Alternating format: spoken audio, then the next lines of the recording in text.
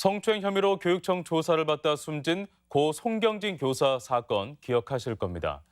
이후 법원이 송 교사의 공무상 사망을 인정하기도 했는데요. 하지만 유가족과 진상규명위원회는 여전히 고인에 대한 명예훼손이 계속되고 있다며 교육청을 상대로 싸움을 이어가고 있습니다. 김아영 기자입니다. 4년 전 제자 성추행 의혹이 불거져 전북교육청 조사를 받다 스스로 목숨을 끊은 고 송경진 교사. 당시 학생들은 교사의 신체 접촉이 충고나 칭찬을 하려 한 행동이었다며 성추행이 아니라는 탄원서를 냈고 경찰도 무혐의로 내사 종결했습니다.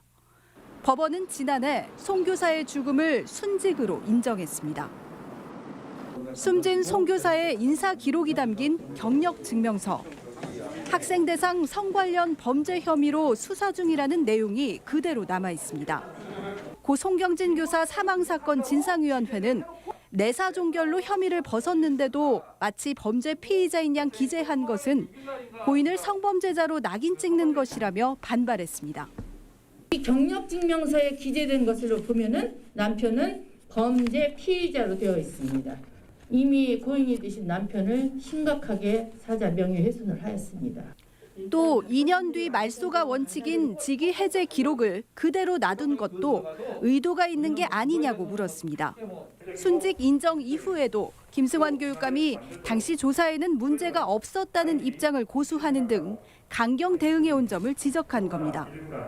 지난 5년간 유족은 고인의 죽음에 대한 책임이 있는 자들에게 단 한 번도 도의적인 사과조차 받아본 적이 없다. 이에 대해 전북교육청은 기록을 말소하지 않은 것은 행정적인 오류였다며 다른 의도는 없었다고 해명했습니다. 고 송경진 교사의 직위 해제에 대한 교원 소청 심사는 오는 24일로 예정됐고 유가족이 교육청 관계자들을 상대로 낸 민사소송 결과도 조만간 나올 예정입니다. MBC 뉴스 김아연입니다.